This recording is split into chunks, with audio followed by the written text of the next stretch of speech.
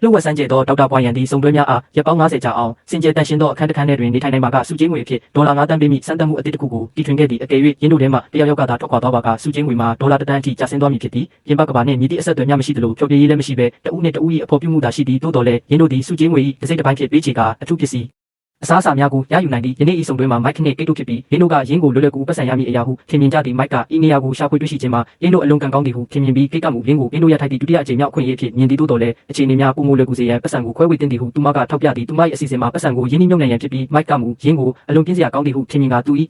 အနာဂတ်ကိုပတ်စံအကြောင်းထပ်မံတွေးတောစရာမလိုပဲပါတီပွဲများဆင်နွှဲပြီးပျော်ပျော်ပါးပါးဖြတ်တန်းရန်သာစိတ်ကူးထားသည့် IA တန်ကစီကန်းချက်များကိုတတိပေးသည်ကိုကြားရပြီးနောက်ရင်းတို့သည်ပတ်ဝန်းကျင်ကိုလှည့်လည်ကြည့်ရှုကြရာတွင်စင်ကြယ်တန်ရှင်းသည်ဟုခေါ်ဆိုခြင်းမှာနောက်ပြောင်နေခြင်းမဟုတ်ကြောင်းတတိပြုမိကြသည့်အရာအလုံးမှာအဖြူရောင်ဖြစ်ပြီးရှိနေသောတခုတည်းသောအရာများမှာကတင်တလုံးနှင့်ခုန်တန်းလျက်တစ်ခုသာဖြစ်သည်ထို့ပြင်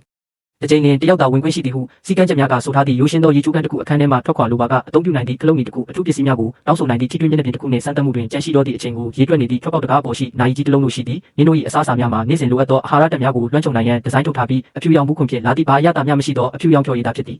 ထိုအခန်းတွင်မနက်မိုးလွဲညနေနှင့်ညအချိန်ကြာရောက်ခြင်းကိုအချက်ပြရန်တနေ့တာလုံးပြောင်းလဲပေးသည့်အလိုလျောက်မီးများပါရှိပြီးညအချိန်မှာအိယာဝင်ရန်အချက်ပြခြင်းဖြစ်သည်ထိတွေ့မျက်နှာပြင်ကရင်းတို့အားနှိုးဆက်ပေးထားနိုင်ပြီးမိုက်ကဤအရာကိုအပန်းဖြေခီးကဲ့သို့သဘောထားကနောက်ကျမှအိယာထရန်စိတ်ကူးထားတော်လဲကိတ်ကမှုပုံမှန်လေ့ကျင့်ရှိစေရန်နှိုးဆက်ကိုစောစောပေးထားသည်ရင်းတို့၏ပထမဆုံးညတွင်အိယာဝင်သောအခါမိုက်ကကိတ်နှင့်အတူနေရန်ကြိုးစားတော်လဲသူမကပရော်ဖက်ဆာကစောင့်ကြည့်နေမလားဆိုပြီးစိုးရိမ်နေသည်မိုက်ကဆိုအတင်းပူစာသောကြောင့်နောက်ဆုံးတွင်ဆောင်ကြုံထဲ၌တိတ်တဆိတ်အတူနေလိုက်ကြသည်မနေ့ရောက်သောအခါကိတ်ကရေချိုးခန်းထဲသွား၍မှန်တဲ့တွင်ကိုကြည့်ကစိတ်တက်မကြစေရန်နှင့်ရီမန်းချက်များလန်းဆန်းနေစေရန်အပိစကားအချို့ကိုရွတ်ဆိုသည်ရင်းတို့နှစ်ဦးစလုံးရေချိုးပြီးနောက်အဝတ်စားများကိုရေချိုးခန်း၏အဝတ်လျှော်ပုံထဲသို့ထည့်လိုက်ကြပြီးအပြန်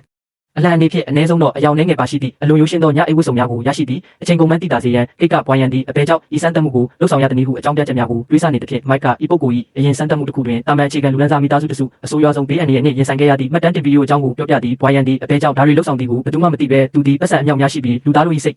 ်တုတ်ပတ်ကိုစိတ်ဝင်စားသောကြောင့်လူသားများကိုထူးခြားသောအခြေအနေများတဲ့သို့ထည့်သွင်းရသည်ကိုသဘောကျမှန်သာသိကြသည်ကိုဖြောပြမှုပေးရမှာရင်းတို့မျှော်လင့်ထားသည့်ထက်ပုံမိုးစောစီးစွာပြဿနာတစ်ခုဖြစ်လာသည်ကိတ်ကတရားထိုင်ခြင်းကိုသဘောကျပြီးမိုက်ကမှုတစ်ခါတရံနာရီကိုစိုက်ကြည့်နေတတ်သည်သူသည်အမှုပညာကျောင်းမှဗဟုသုတများဖြင့်အဖြူရောင်၏အတိတ်တွေကိုခွဲခြမ်းစိတ်ဖြာခြင်းသို့မဟုတ်သွားတိုက်လျင်မြည်သည့်ဘက်သို့တိုက်တင်တနည်းစသည့်အကြောင်းအရာမျိုးမျိုးအပေါ်အတွေးခေါ်ပိုင်းဆိုင်ရာများကိုရှောက်တွေးနေတတ်သည်ကိတ်ကနာရီကိုစိုက်မကြည့်ရန်နှင့်စုချင်းငွေကိုသာအာယုံဆိုင်ရန်အမြဲတည်းပေးတော်လဲမိုက်ကကောင်းကောင်းပင်မအိပ်ဆက်နိုင်တဲ့ဖြင့်အကောင်းမြင်ရန်ခဲရင်နေသည်ကိတ်ကမှုကိုအားပေးစကားပြောခြင်းနှင့်အိယာတင်းခြင်းတို့ကိုပုံမှန်လှုပ်ဆောင်ပြီးမိုက်၏စိတ်ဓာတ်ကိုမြင့်တင်ပေးရန်ကြိုးစားသည်ကိတ်တရားထိုင်သောအခါမိုက်ကအဓိကအဖြစ်ပြေးခြင်းဖြင့်ကိုလက်လှုပ်ရှားမှုလှုပ်ဆောင်သည်ယင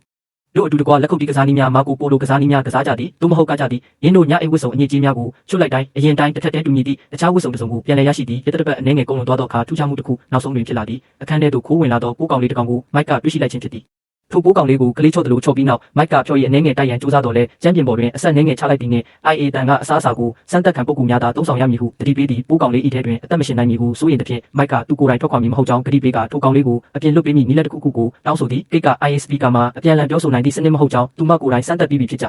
အောင်ရှင်းပြတဲ့ဖြင့်မိုက်ကတကားဖွင့်ရန်ခလုတ်ကိုနှိပ်ရန်ဆုံးဖြတ်လိုက်ပြီးရင်းကအငင်းပွားမှုကိုစတင်စေသည့်အကြောင်းမှာမိုက်ကတကယ်အပြင်မထွက်ပဲပိုးကောင်လေးတစ်ကောင်အတွက်လက်လေးတာအပြင်ထုတ်လျင်ပင်ခလုတ်နှိပ်လိုက်ခြင်းကရင်းတို့ကိုရှုံးနိမ့်စေလိမ့်မည်ဟုကိတ်ကအခိုင်အမာယုံကြည်နေသောကြောင့်ဖြစ်သည်ပိုးကောင်လေးကိုအောက်ချလိုက်ပြီးနောက်မိုက်ကကိတ်အားထိုးကောင်လေးမှာတက်ရှိတူဖြစ်ကြောင်းနဲ့သူမတွင်တနာကျင်နာတတ်သောစိတ်မရှိကြောင်းပြောတဲ့ဖြင့်ကိတ်ကလည်းမိုက်သည်သူကဲ့သို့တက်လို့စားသူမဟုတ်၍မိမိကိုအထက်စီးကဆက်ဆံသည်ဟုဆွဆွဲသည်အငင်းပွားမှုပုံမူကျလောင်လာသောအခါကိတ်ကမိုက်တက်လို့စားခြင်းမှာသူ့အားလိုလေသေးမရှိဖြည့်ဆည်းပေးခဲ့သောချမ်းသာသည့်အဖေကိုတမင်ရွက်ခြင်း၍သာဖြစ်ကြောင်းထို့ကြောင့်သူသည်ဒုက္ခမရောက်ဘူးပဲလမ်းဘေးကအမှုပညာရှင်တယောက်ကဲ့သို့ဟန်ဆောင်ခြင်းရုံသာဖြစ်ကြောင်းအမှန်တိုင်းဖွင့်ဟပြောဆိုလိုက်သည်ထို့နောက်ကိတ်ကဤစကားဝိုင်းမှာလှည့်ထွက်သွားရန်ကြိုးစားတော်လဲမတော်တဆပိုးကောင်လေးကိုနင်းမိသွားသည်ကိတ်ကတောင်းပန်ပြီးမတော်တဆပါဟုပြောတော်လဲမိုက်ကမူလုံးဝမယုံကြည်နိုင်ဖြစ်နေသည်မိုက်သည်တနေ့တာလုံး၏ကြန့်ရှိသောအချိန်များကိုထောက်တနေရာတွင်စိတ်ကောက်ပြီးကုံဆုံးစေခဲ့ကနောက်ဆုံးတွင်ဘာမှမလုပ်ဘဲနေရခြင်းမှာကျမ်းမာရေးအတွက်မကောင်းမှုဆုံးဖြတ်လိုက်သည်တယောက်ချင်းစီတွင်အထူးပစ္စည်းနှစ်ခုစီမှာယူခွင့်ရှိသောကြောင့်စုချင်းငွေထဲမှဒေါ်လာ3 သိန်းနှုတ်ပဲခံရမည်ဖြစ်တော်လဲသူတစ်ခုမှာယူလိုက်သည်ကိတ်ကသဘောမတူတော်လဲမိုက်ကသူမ၏ခွင့်ပြုချက်ကိုမလိုအပ်ဘဲသူရရှိလိုက်သည့်အထူးပစ္စည်းမှာအစိမ်းရောင်ဆုံးခဲတဲ့တစ်ချောင်းသာဖြစ်သည်အများကြီးမဟုတ်တော့လဲအနည်းဆုံးတော့အခုမိုက်သည်နေရန်များပေါ်တွင်အမှုပညာဖန်တီးနိုင်ပြီဖြစ်သည်သူပကြီးဆွဲနေသည်ကိုခဏကြာကြည့်ပြီးနောက်ကိတ်ကသူမ၏ပုံတူကိုဆွဲပေးရန်တောင်းဆိုသဖြင့်မိုက်ကလက်ခံသည်တိုးတော်လဲရိုးရိုးပုံတူများမှာပြင်းစရာကောင်းသဖြင့်အစစ်အမှန်တိုင်းဆွဲရန်ညှင်းဆိုကသူ၏ကိုယ်ပိုင်စတိုင်တိုင်းသာဆွဲရန်ရွေးချယ်သောကြောင့်ကိတ်ကပုံတူအတင်မခံတော့ပေမိုက်ဒီရောင်စုံခဲတံကုံသွားသည့်အထိပကြီးဆွဲခဲ့ပြီးရေချိုးခန်းနှင့်ကျမ်းပြင်ပေါ်ကတီရှပ်ပေါ်တွင်အစိမ်းရောင်အစွန်းထင်းများခြံထားခဲ့သောကြောင့်ကိတ်ကအရန်ဒေါသထွက်သွားသည့်နောက်ပိုင်းတွင်ကိတ်ကသူမ၏အပြုအမူဆိုးဝါးသွားခဲ့ခြင်းအတွက်ပြန်လည်တောင်းပန်ပြီးဒါကထင်ထားတာထက်ပိုမှုခက်ခဲကြောင်းသို့တော်လည်းရက်ပေါင်း20သာကျန်တော့ကြောင်းရှင်းပြသည်နေ့ရက်များသည်ပြင်းစရာကောင်းစွာကုန်လွန်နေပြီးတမန်နက်တွင်ကိတ်နိုးလာသောအခါရေချိုးခန်းထဲတွင်တနက်တလက်ရှိနေသည်ကိုတွေ့ရှိလိုက်ရသည့်ပြင်းတို့ နှစ်ဦးစလုံးကြည်စံပါမပါစစ်ဆေးရန်ကြောက်ရွံ့နေကြပြီးတနက်ရှိနေခြင်းကစိတ်ထဲတွင်ခြောက်လန့်နေသောကြောင့်ဝတ်စုံမဟုတ်သည့်ပစ္စည်းများကိုအဝတ်လျှော်ပုံနှင့်မထည့်ရဟုသောစီကံချက်ကြောင့်ကတင်အောက်တွင်သာဝတ်ထားလိုက်ကြသည်အချိန်တန်ကြာသောအခါရင်းနှုတ်ဆောင်တွေသည်ချစ်ရသူများထံမှလာသည့် message များကိုကြည့်ရှုခွင့်ရရှိခဲ့သည်မိုက်ကသူ့ညီမထံမှ message ကိုရရှိပြီးမိဘများအဆင်ပြေကြောင်းနှင့်မိုက်ကကိတ်နှင့်လမ်းခွဲလိုက်ပြီးဟုထင်နေကြောင်းပြောပြသည်ညီမဖြစ်သူကိုမြင်ရခြင်းကမိုက်အတွက်အလွန်ဝမ်းသာစရာကောင်းတော်လဲကိတ်ကမှုဘာဆက်သွယ်မှုများမလိုချင်ပဲမျက်နှာပြင်ပေါ်တွင်လမ်းဘေးကနေအိုးမဲ့အိမ်မဲ့ဂေဟာတို့ရောက်နေသည့်သူမ၏အဖေကိုမြင်လိုက်ရသည့်အခါထိတ်လန့်တုန်လှုပ်သွားသည်ဗီဒီယိုကိုမြင်ရပင်ပိတ်ခိုင်းမရသဖြင့်ကိတ်ကရေချိုးခန်းတကားဝနောက်သို့သွားပုံးကငိုကြွေးတော့ရာမိုက်ကလာရောက်နှစ်သိမ့်ပေးသည်သူမ၏ရေးစားကိုအသေးအတန်ဖက်တွယ်ပြီးအိတ်ဆက်ခဲ့ပြီးနောက်ကိတ်သည်မနက်ခင်းနှိုးဆက်မိသောအခါတွင်လည်းအိယာမမထားပဲစိတ်တကြသည့်အခြေအနေသို့ရောက်ရှိကတနေ့လုံးအိယာထဲတွင်သာနေခဲ့သည်မိုက်ကစိုးရိမ်ကြီးမင်းမြန်းသောအခါကိတ်ကသူမအဖေကိုမတွေ့ရသည်မှာနှစ်အတော်ကြာပြီဖြစ်ကြောင်းအဖေကအိမ်ကြောင်းလက်ခများနှင့်သူမ၏ပုံမှန်ကလေးတစ်ယောက်ကဲ့သို့ကြီးပြင်းခွင့်များကိုအရက်ထဲတွင်အကုန်ဖြောက်ပစ်ခဲ့သောကြောင့်ရှက်လွန်၍မိုက်ကိုအမြဲတမ်းလိန်ပြောခဲ့ခြင်းဖြစ်ကြောင်းပြောပြသည်နှစ်ပတ်ကျော်သာကျန်သောသည့်အချိန်တွင်ကိတ်ကအိယာထဲတွင်ပဲရှိနေဆဲဖြစ်ပြီးမိုက်ကမူခဲတဲ့အစွန်းထင်းများကိုလက်ချောင်းများအားဖြင့်ပုတ်ကပုံတံပြောင်းခြင်းသို့မဟုတ်ညအိဝတ်ဆောင်တစ်စိတ်ကိုခန်းစားချက်အမျိုးမျိုးဖြင့်ဖတ်ခြင်းစသည့်တရုပ်ဆောင်လေးကျင့်ခန်းများဖြင့်အချိန်ဖြုံးရန်နီလန်းတစ်များကိုရှာဖွေနေရသည့်သူကကိတ်ကိုအစားစားရန်အစားအစာပေါ်ပြလုံးထုတ်တော်လဲအရာမထင်သဖြင့်သူမကိုနှစ်သိမ့်နိုင်ရန်မျှော်လင့်ချက်ဖြင့်အိယာထဲတွင်အတူလိုက်အိတ်သည်တိုးတော်လဲအစင်မပြေပဲတခါတရံမိုက်ကခန်းစားချက်အတိတ်ရရှိစေရန်ကြမ်းပြင်ပေါ်တွင်ပဲအိတ်ဆက်သည်တမနက်တွင်သူကကိတ်ကိုအထူးပစ္စည်းတစ်ခုမှာယူရန်ဆွဲဆောင်တော်လဲသူမကပတ်စံအဆုံးရှုံးမခံနိုင်ဟုညင်းဆိုသည်မိုက်ကလည်းသူဆက်ပြီးတောက်မခံနိုင်တော့ဟုပြောလိုက်သည့်အခါမှကိတ်ကအိယာကထလာတော့သည်သို့တော်သူမရေမချိုးမိတွင်မိုက်ကိုဒေါ်လာ2သိန်းခွဲကုန်ကျမည့်ဒုတိယမြောက်အထူးပစ္စည်းကိုမှာယူရန်ပြောသည်မိုက်မှာယူလိုက်သည့်အခါတကားပွင့်သွားပြီးစီမုံဟုခေါ်သည့်အဝတ်ပလာနှင့်အမျိုးသမီးတဦးအခန်းထဲဝင်လာသည်ကိုတွေ့ရသဖြင့်အံ့ဩသွားရသည်သူမကဤစမ်းသပ်မှုအကြောင်းဘာမှမသိပဲလှုပ်ဝက်ချက်ထိမ့်သိမ်းရမယ့်စာချုပ်များစွာချုပ်ဆိုပြီးလာခဲ့သည့်တရုတ်ဆောင်တဦးသာဖြစ်ပြီးသူမကိုတလစာမှအာရန်ထားခြင်းဖြစ်တော်လဲအေးချင်းကမူ24နာရီသာနေရလိမ့်မည်ဟုပြောထားသည်ကိတ်ကသူမရှိနေသည်ကိုသဘောမကျသဖြင့်စီမုံကိုခန္ဓာဖုံးကွယ်နိုင်ရန်မိုက်၏တီရှပ်ကိုပေးခိုင်းသည်စီမုံကမိုက်၏နေရန်ကပကြီးများကိုမြင်ပြီးဘသူရဲ့လွှမ်းမိုးမှုများပါဝင်သည်ကိုသိရှိကချီးမွမ်းသည့်အတွက်ကိတ်ကပို၍စိတ်တူသွားသည်ညဘက်ရောက်သောမိုက်ကကျမ်းပြင်တွင်အိပ်ရန်ကမ်းလှမ်းပြီးစီမုံကလည်းရင်းတို့အိတ်နေစဉ်သူမကနိုးနေပေးမည်ဟုပြောသည်ကိတ်ကမူရင်းတို့၏ယဉ်ကျေးပြနေမှုကိုစိတ်ပြက်ပြီးသူမကအလဲတွင်အိမ်မိအခြေအနေဖြင့်ကတင်တစ်ခုတည်းတွင်အတူအိပ်ရန်ဆုံးဖြတ်သည့်ထိုညတွင်ကိတ်တူးထဲသာအိမ်မပျော်ဖြစ်ခဲ့ရသည်မနက်တွင်ကိတ်ကတင်ပေါ်၌စီမုံကိုမတွေ့ရဘဲရေချိုးခန်းထဲရောက်နေသည်ကိုတွေ့ရသည်ကိတ်တီဆက်ပြီးမအောင်အီးနိုင်တော့သဖြင့်အထူးပစ္စည်းတစ်ခုမှယူလိုက်ရတကြားလုံး3လုံးပါသည့်တစ်တာလေးတစ်လုံးရရှိသည်ကိတ်ကချက်ချင်းတစ်လုံးစားပြီးစီမုံကိုတစ်လုံးပေးကမိုက်ကမူတွေ့ဝေပြီးမှနောက်ဆုံးတစ်လုံးကိုစားသည်ထိုတကြားလုံးများကြောင့်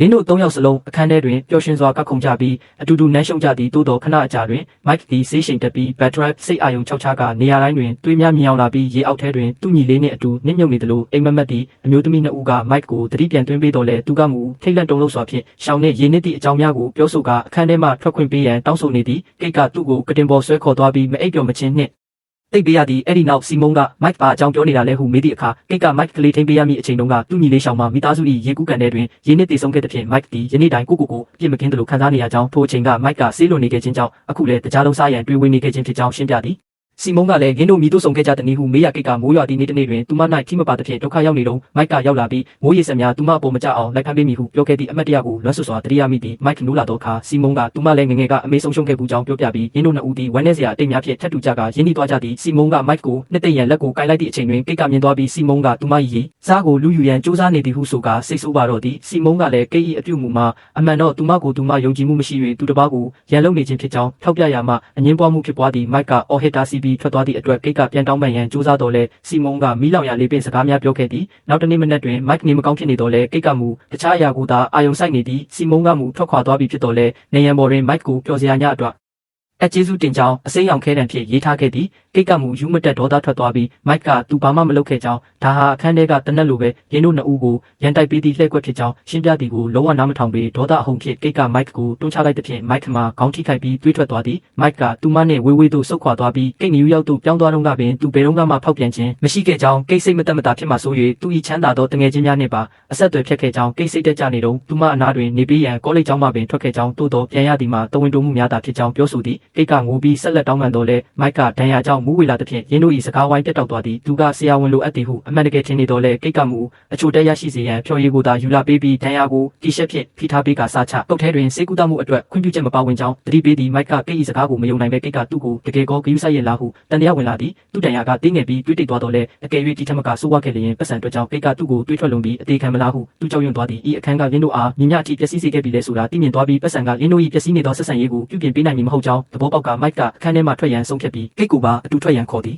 သို့တော့ကိတ်ကညင်းဆိုပြီးမိုက်ကချမ်းသာပြီးသားမို့လို့ဤသို့ပြောနိုင်ခြင်းဖြစ်ကြောင်းပြန်ပြောသည့်အပြင်ကတင်အောက်မှတနက်ကိုထုတ်ပြီးမိုက်ကိုမထွက်ရန်ချင်းချောက်သည်သို့တော့မိုက်ကဂရုမစိုက်ပဲကလုတ်ကိုနှိပ်ပြီးရပ်ပိုင်းလိုတွင်အခန်းထဲမှထွက်ခွာသွားတော့သည့်အခန်းထဲတွင်ကိတ်တယောက်ထဲကျန်ရစ်ပြီးရေချိုးခန်းထဲတွင်တောင်းကျမ်းကိုကျွေးပြီးနောက်နေရန်ပေါ်ကမိုးရေဆက်ပကြီးကားလေးကိုမြင်ပြီးသူမသည်လည်းနှစ်ရက်တာကျန်တော့သည့်အချိန်တွင်ကလုတ်နာသို့ချင်းကပ်ကစဉ်းစားခန်းဝင်နေတော့သည်လတော်ကြပြီးနောက်တကူရေသမားဖြစ်သွားသည့်မိုက်သည်လမ်းပေါ်တွင်ပြေးနေတော့အဆောက်အုံတစ်ခုထဲမှထွက်လာသည့်ကိတ်နှင့်မမျှော်လင့်ပဲဆုံတွေ့ရသည့်အခန်းထဲကကိစ္စပြီးကလေးကရင်းတို့နှစ်ဦးမဆုံဖြစ်ကြပဲအခုမှလမ်းလျှောက်ရင်းစကားပြောဖြစ်ကြသည်မိုက်ကကိတ်ကိုအခန်းထဲမှထွက်ခဲ့တာလားသို့မဟုတ်အနိုင်ရခဲ့တာလားဟုမေးသည့်အခါကိတ်ကမဖြေပဲလွှဲဆောင်သွားသည်သို့တော့အရင်ကကိစ္စများအတွက်တော့သူမကစိတ်ရင်းမှန်နဲ့တောင်းပန်ခဲ့သည်ရင်းတို့နှစ်ဦးလမ်းခွဲပြီးထွက်ခွာသွားသည့်အချိန်တွင်ကိတ်ထွက်လာသည့်အဆောက်အုံမှာအိုးမဲ့အိမ်မဲ့ဂေဟာတစ်ခုဖြစ်နေပြီးအမည်မဖော်လိုသူတဦး၏အလူငွေကြောင့်မိဖို့ကြောင့်အသစ်ဆောက်လုပ်နိုင်ခဲ့သည်ဟုသောကပီးပြားကိုပြသထားသည့်တစ်ချိန်တည်းမှာပင်အဲ့ဒီဖြူစင်သည့်အခန်းလေးထဲသို့မူစိန်ခေါ်မှုကိုရင်ဆိုင်ရန်အတွက်စုံတွဲအသစ်တွဲထပ်မံရောက်ရှိလာပါတော့သည်